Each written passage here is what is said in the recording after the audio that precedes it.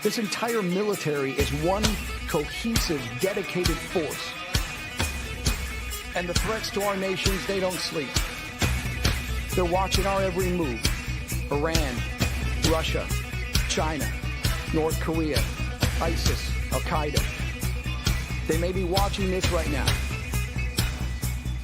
Our military should not be mistaken for a cable news gabfest show. We don't care what you look like. We don't care who you voted for, who you worship, what you worship, who you love.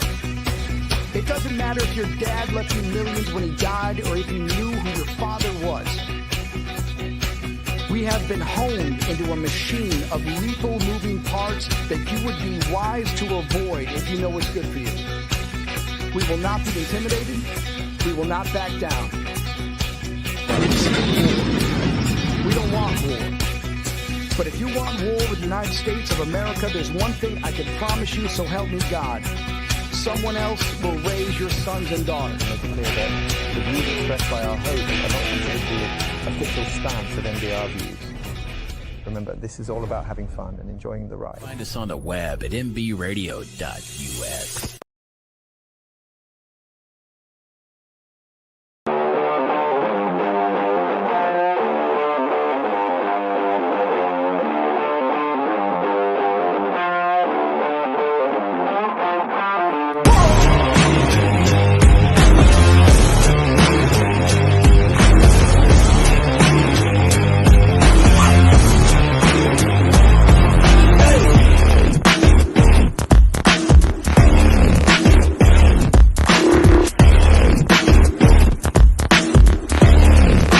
Good knowing exactly where to go with the football. Jamar Chase.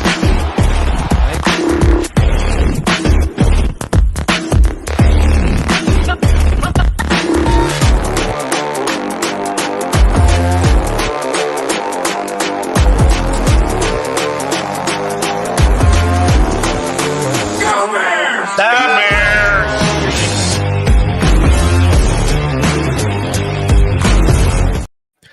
All right, what's up, everyone? Welcome back to Inside the Hoosier Mind, proudly brought to you by Military Broadcast Radio, giving a voice to veterans and helping give them a platform. If you'd like to learn more about MBR and MBR Radio, please scan that QR code right here next to my picture in that little light blue frame. That'll give you more info as well as your ability to donate if you so choose, to help continue to give veterans a voice that is so desperately needed. And I have a very special guest that is going to be on with me today as well, a gentleman by the name of Aaman, who actually just graduated. So congrats to him. He is now officially a college graduate coming from the University of North Carolina, and I'm going to bring him on here in just a second. Interview of the week sponsored by LTD Tactical.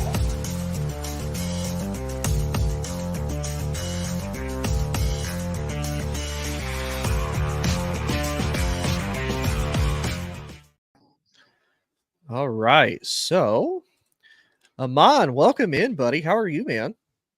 I'm good, man. I know it's a little bit late start, but I appreciate you having me on. It's good to be back on a show with you, Tony.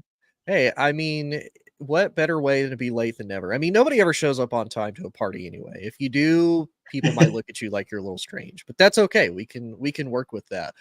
We have a jam-packed show though, because we're going to kill multiple topics with this. Aaman is not only a Tarheels fan, not only because he graduated from there, but prior to going to school there, he was a Tarheels fan, as well as he is a New England Patriots fan. So we're going to discuss his thoughts on Drake Maye getting drafted to the Patriots. Does he think that he is the guy of the future for New England, as well as his Tar Heels? They're making noise as far as wanting to potentially split from the ACC, as well as a couple other schools. What's the future of the ACC? As well as what do we think of some of the new additions coming into the college football conference? So, Aaman, if I'm ready, you're ready. Are we ready to dive into it? Let's do it, Tony. All right, sounds good, man. So, obviously, as everybody knows, if you watch the NFL draft, Drake Maye was drafted number 3 overall to the New England Patriots. Kind of a surprise. There was a lot of talks on, would it be Drake Maye? Would it be J.J. McCarthy? Maybe they try to trade up. Maybe they try to trade back. Maybe someone else tries to trade up. But they end up getting Drake Maye. And kind of a surprise to me is Gerard Mayo came out a couple weeks ago in an interview and said that he said Drake Maye has a lot to work on as far as coming into the rookie camps. We've had a little bit of sight from some of the OTAs and whatnot. Not really a whole lot of practice, but there's a little bit of film out there. So, Aaman, give me your take. Were you happy with them drafting him number 3 overall? I think at 3, I love Drake Maye. I didn't want JJ McCarthy. I think that was the one I wanted to avoid. I think for me at 3, I wanted to either take Drake or trade out of it. And I said, if they think that Drake is the guy, then go ahead and take him. And for me, that what kind of reassures me about it is the Vikings. They were willing to give up multiple first-round picks and a lot of other capital to go jump to number 3 to take Drake Maye. So with the New York Giants. So this is Brian Dable, this is Kevin O'Connell, 2 guys who have had a lot of success offensively with different quarterbacks, Josh Allen, Matthew Stafford, and found success. So if they're thinking this guy has the tools to be a future really good quarterback in the NFL, you know what? That's good enough for me. I'm not going to argue with that. I also think that I like Drake Maye's game. What I saw in college, I saw a couple of them live and a couple in the stadium, a couple of them away. I think what Drake gave you at UNC, I think everyone's going to say, well, he didn't play any real defense. He's played in the ACC. Yeah, I get that. But also, that means his defense was an ACC defense. Duke put up 42 points against us, and we had to go score every possession. And he did just that at home against our biggest rival in overtime, made every play that you needed to make. He's a guy with a big arm, can use his legs, extend plays. I do think he's got to clean up the footwork, and I think that's what Gerard Mayo's referring to. I think he's saying, look, there are things to clean up, and I don't think there's any quarterback coming out that I'm like, well, yeah, they're perfect. They don't need to do anything. So I don't take too much stock in the fact that Gerard Mayo said, oh, he's got a lot to work on. I think we all knew he had a lot to work on, but it's like Josh Allen in a way. To me, he was a Josh Allen comp coming into this draft. There's a lot of upside with him, maybe not enough polish, but I think I'd rather have the guy that's got a lot of upside and a little less polish than the guy who, is real close to his ceiling and probably doesn't have that far to grow. Yeah, I'm not gonna lie. When I first heard that he was going to be probably the second overall quarterback, taking even potentially over Jaden Daniels. Not that I'm a little biased or anything about that, but then I looked at his collegiate stats, and for anybody who doesn't know, so Drake Maye, he was technically at North Carolina for 3 years. He was a redshirt freshman. His first season, 2021, he had 4 games, 7 completions out of 10 attempts, 89 yards and a touchdown. Overall, collegiately, he threw for 8,000 yards, 63 touchdowns, and 16 picks.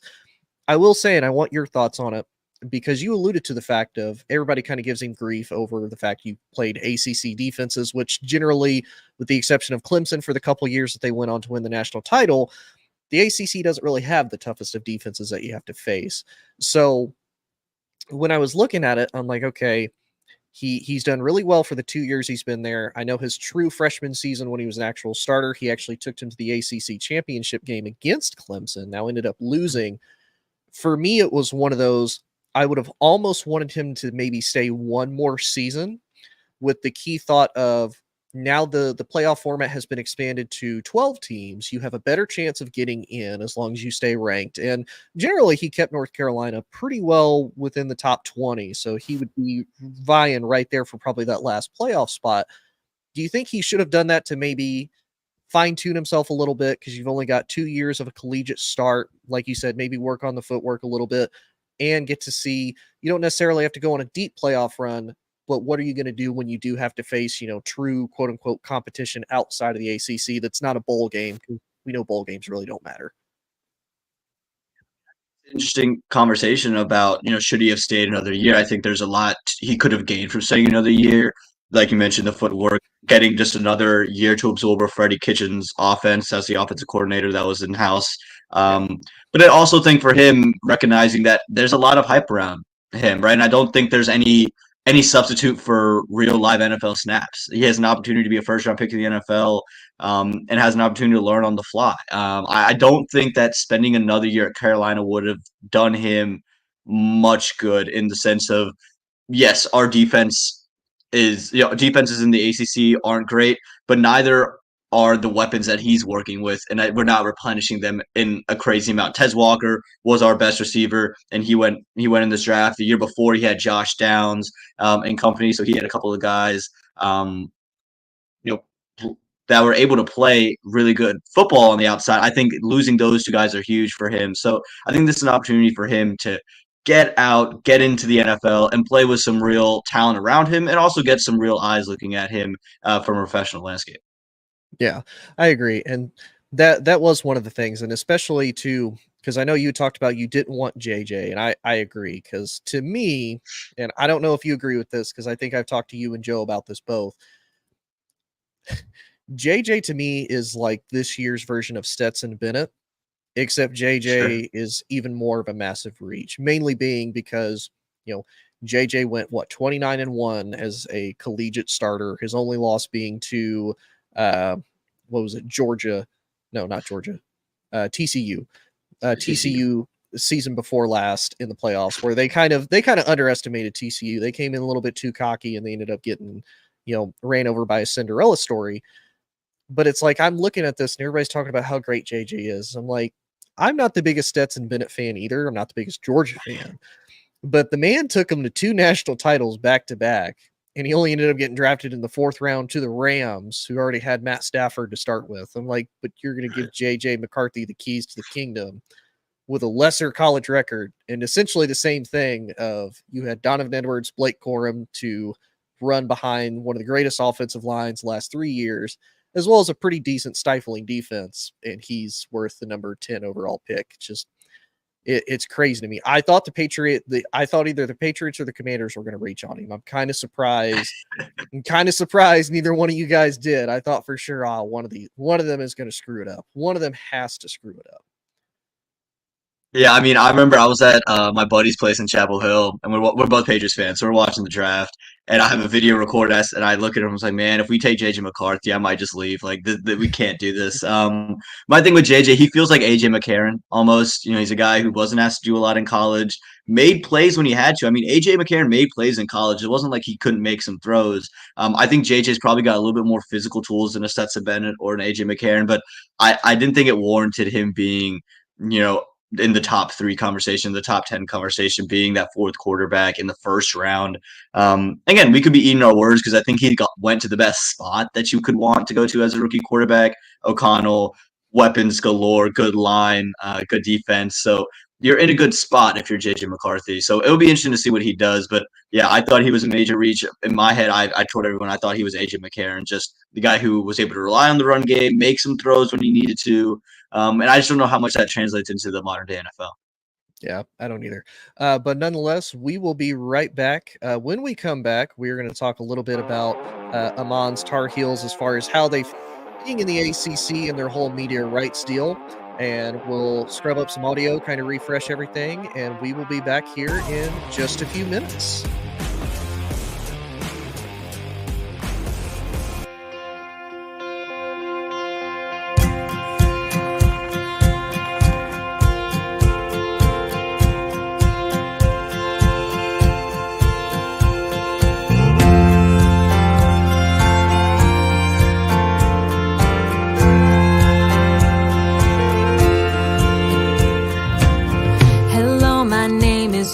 Too big, wanting to grow up way too quick, searching for spotlights since I was 6.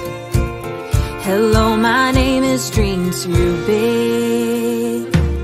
Hello, my name is way too loud. My voice can cut right through a crowd.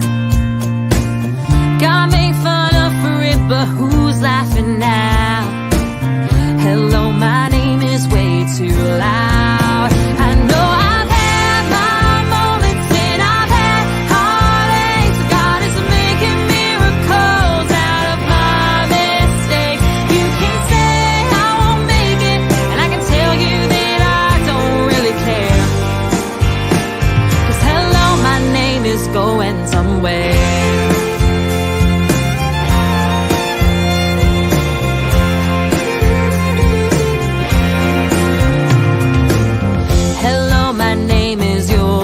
Far.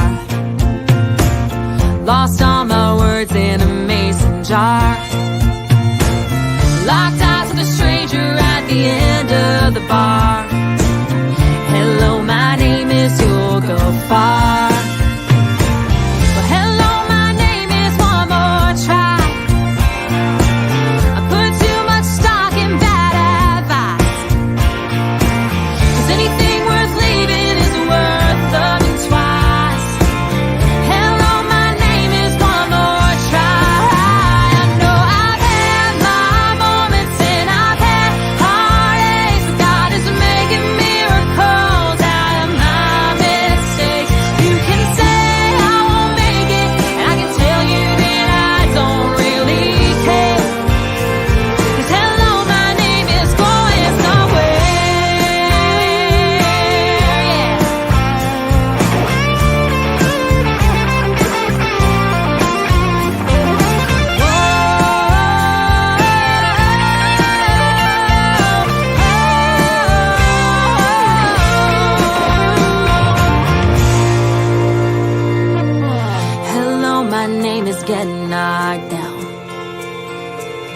You're never gonna leave the ground. You can tell us all about it when you come back around. Hello, my name is Get Knocked Down. Hello, my name is Stand Back Up. Keep moving even when it gets rough. I've given so much, but I ain't giving up.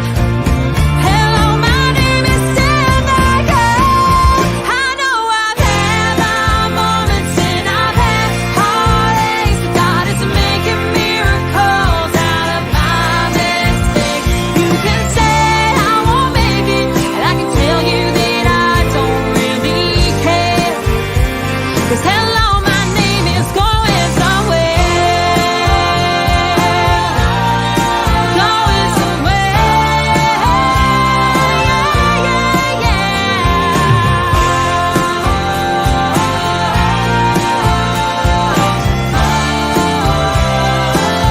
Oh, it's going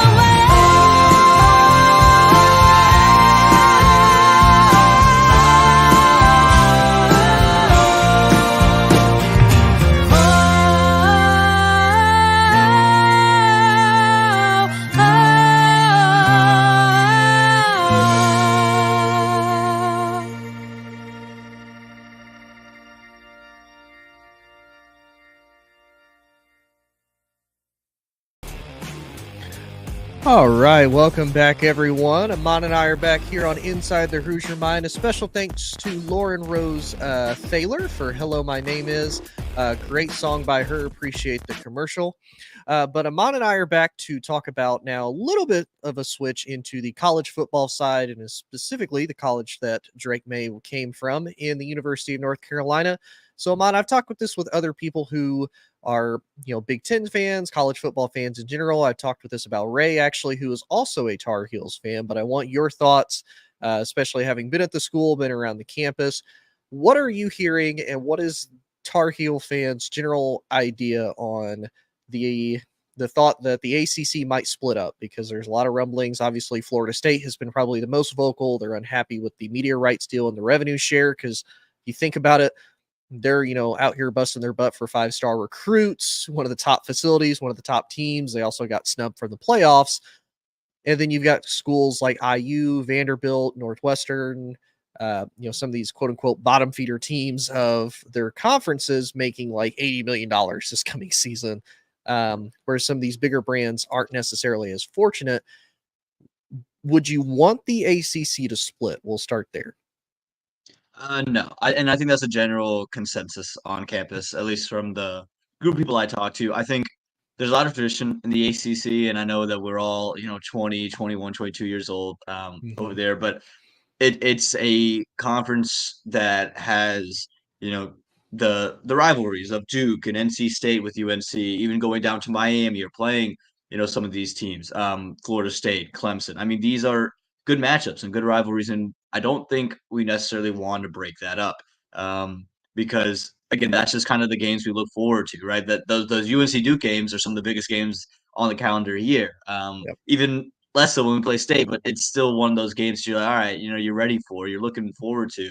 When Maryland left the ACC years ago, it almost felt that way. That the Duke Maryland rivalry was such a rivalry I really liked, and then they bounced out, and that was disappointing to lose. So I don't think anyone wants to see those rivalry games be missed, and I think also people also are kind of maybe frustrated that the ACC are now starting to let teams in the sense of teams that kind of don't make sense. When we see Stanford and SMU starting to make it now, I think more and more people are starting to come around to maybe the ACC doesn't exist anymore, because you're starting to bring in these teams on the Pacific Coast, literally in Stanford, where now it just feels like you're just saying ACC for the fact that you just want the branding of it rather than having an actual ACC. Yeah. Well, I made the joke, instead of Atlantic Coast Conference, now it's All Coast Conference, because they're on all of the coasts that are available now. Well, let's play then a kind of a hypothetical of if the ACC does split, which I'm going to be honest, I think it does, because with how much how much is locked in. The fact that we saw from the Pac-12, there's only so much money that is going to be available to even go around to start with. Somebody is going to have to take a pay cut. And obviously, as we found out with the Pac-12, that ended up being them getting, split up completely.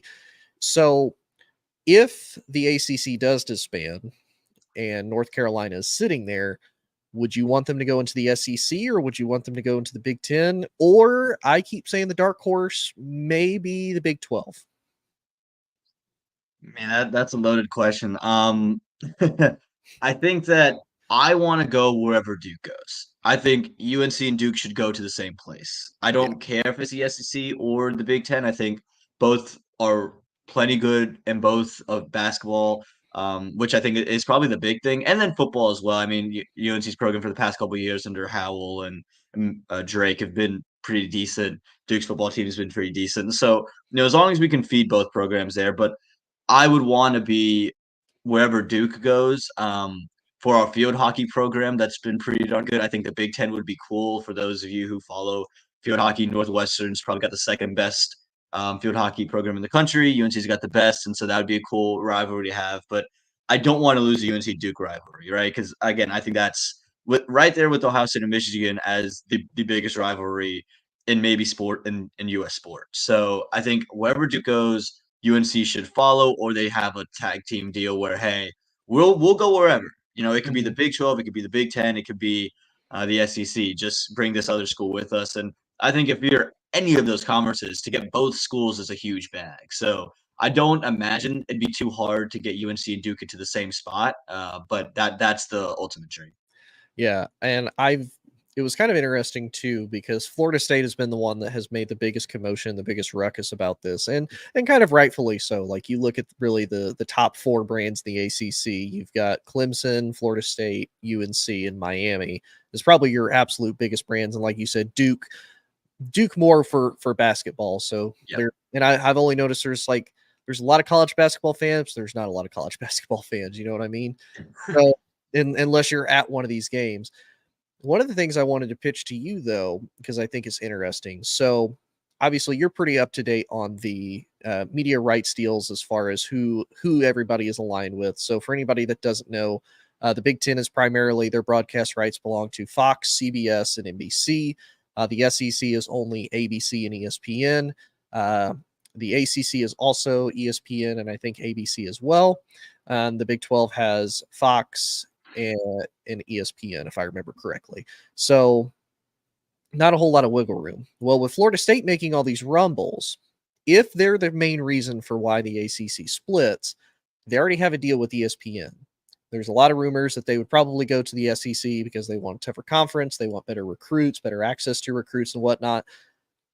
But here is my thought, and I want your take on it. If Florida State is the reason why they break up, why would ESPN basically have to deal with all the legal fees, all the buyouts, all the excess headache that Florida State's going to cause them there, and then come into the SEC that is still owned by ESPN?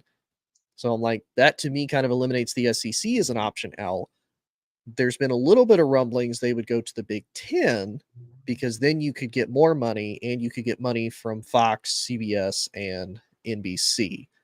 Do you think that would happen, or do you still think ESPN would go, we're not happy, we have to pay you more, but we are going to basically make it up in the back end because of you're still staying with us technically?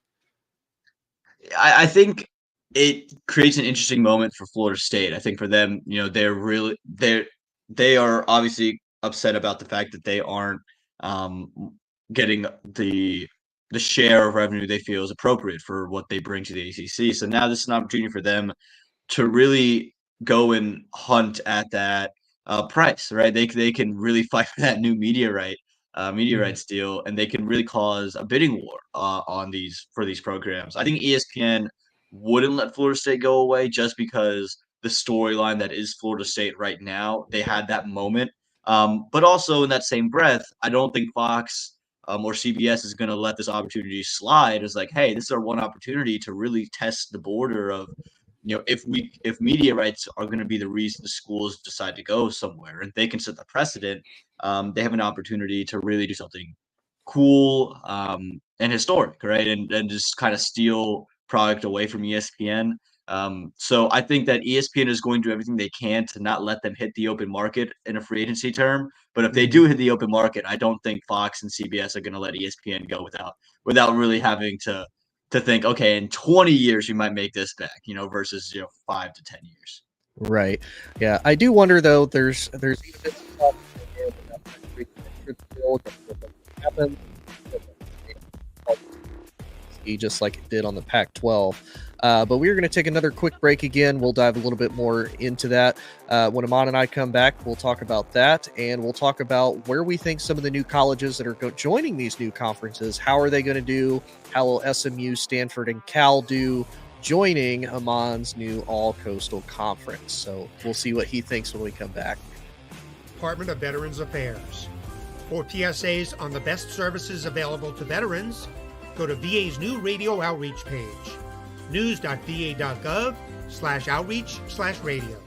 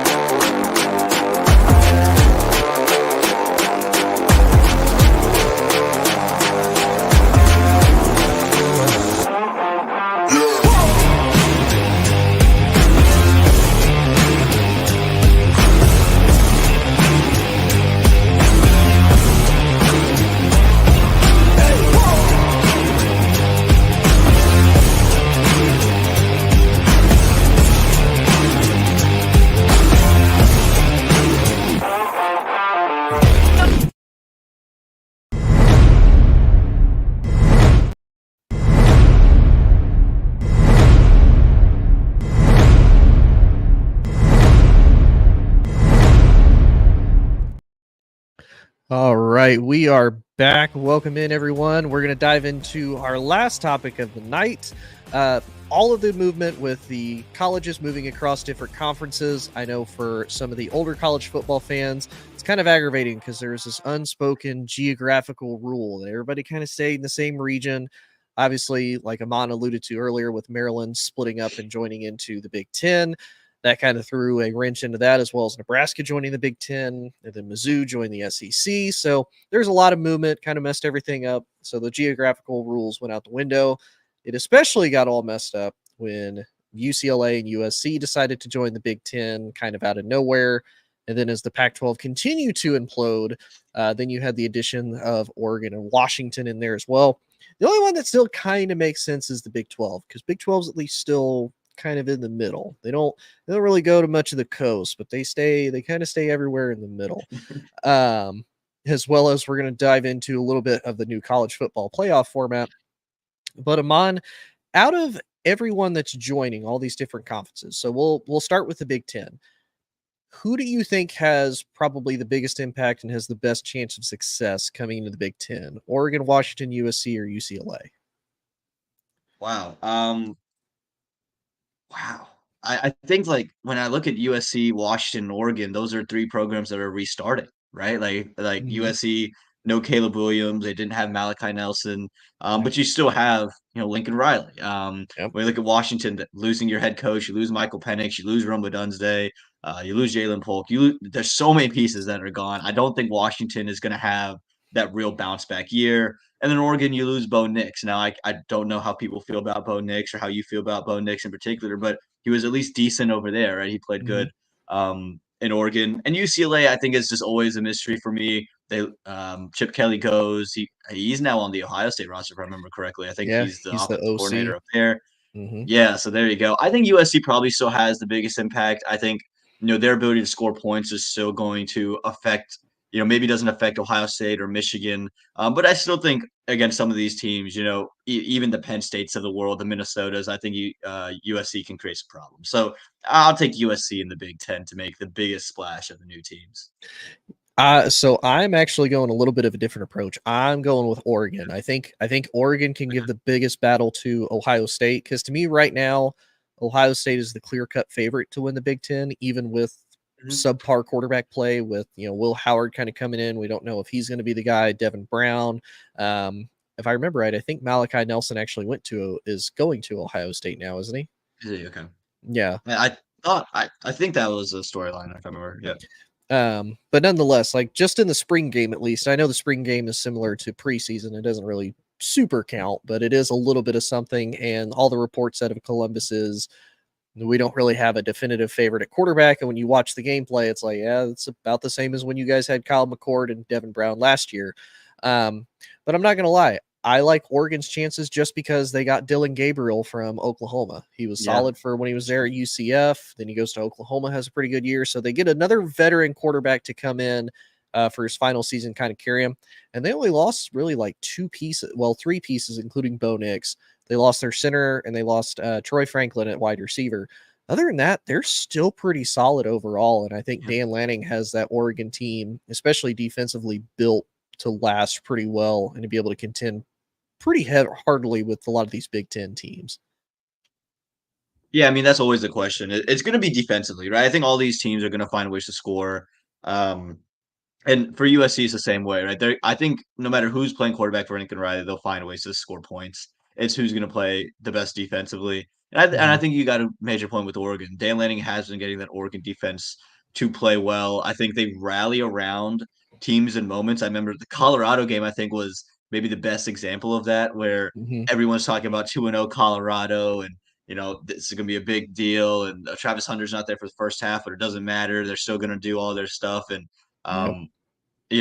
Oregon just shut down Shador and company. I mean, so I think when they get themselves in kind of a mindset, Oregon can be very dangerous. I'm just interested to see how it works. I think all four of these teams are going to have to get used to playing in some weather that's not very familiar. It's going to be snowing in some of these games, so I think the schedule is going to really matter. If Oregon plays Ohio State towards December, it could be a very different story if they play them maybe closer to August time. See, I'm not worried as much for Oregon going into cold weather, because Oregon gets pretty cold. I'm worried for I'm worried for USC if they have to go to Wisconsin or if they go to Iowa in like December in a snowstorm, then they're going to be in trouble. But we'll go next with kind of the shortest one with the SEC. They're the only one adding only 2 teams into the conference of Texas and Oklahoma. I don't know about you. I think the general consensus, I think Texas is probably going to do the best. They still have Quinn Ewers. They have Arch Manning. Now, they lost a lot of speed with Donnie Mitchell and Xavier Worthy, some kind of big guys up front of the defense, but I still think they'll probably fare pretty well in I would say, a really wide open SEC, because I think LSU is going to take a step back. I don't necessarily still believe in Alabama with Kalen DeBoer. Even with Mizzou, I know Mizzou had a pretty good year last year. I don't know if they'll be able to run it. And then, of course, you still have the monster hiding in the shadows of Georgia. So are we kind of in agreement? I think Texas is probably going to have the better fare out of them in Oklahoma.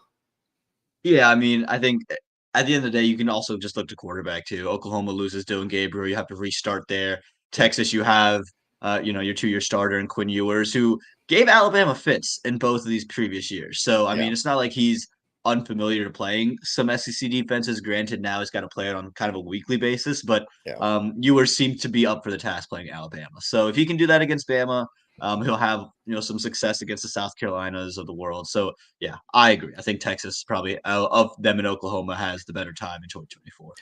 And I'm not going to lie, Oklahoma took a second L with losing their quarterback. And for anybody who doesn't believe me, Oklahoma had a quarterback. His legal name is General Booty.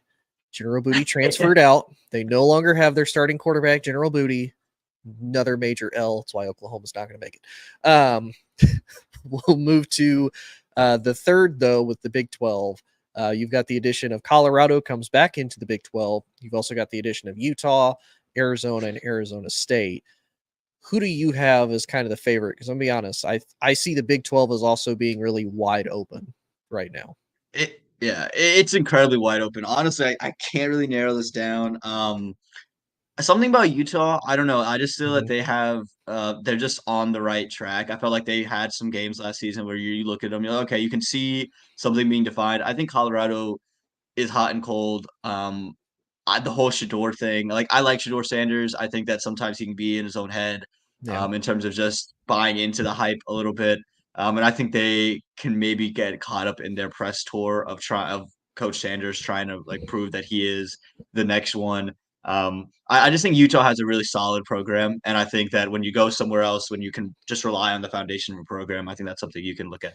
Yeah, I have to agree. I think Utah, like you said, I feel like it's really wide open. Utah's had consistent success. They've probably been Mhm. one of the best teams in the Pac-12 over the last few years. I mean, almost Yeah. constantly competing for the Pac-12 championship, winning it, I think, like 3 times over the last, like, 4 or 5 years. So they've done really well, and I can honestly see them kind of running away with the Big 12. I think they're built for it.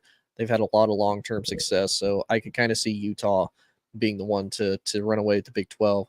But we saved the best for last. So you've got the addition of Stanford, Cal, and SMU into the ACC.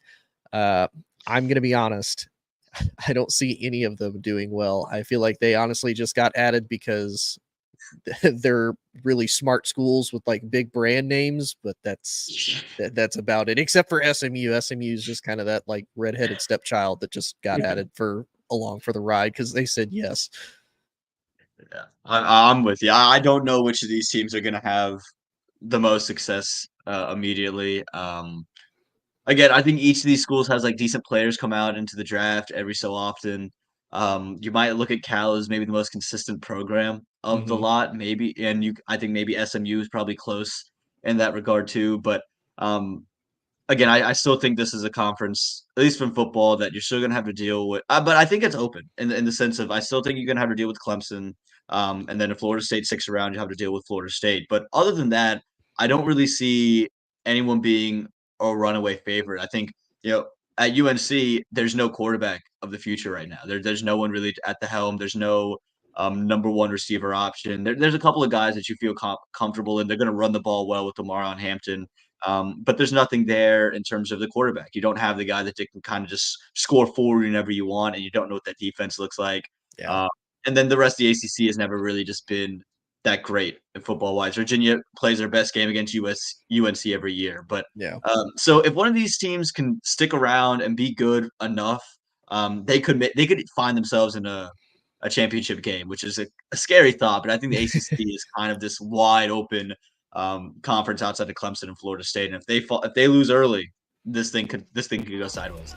Yeah, I agree. We will be back in about 4 seconds. We'll be back with college football playoffs. The fact that our patriotism in America is dwindling, I really wanted to start the American AF movement. Freedom is fragile, very fragile.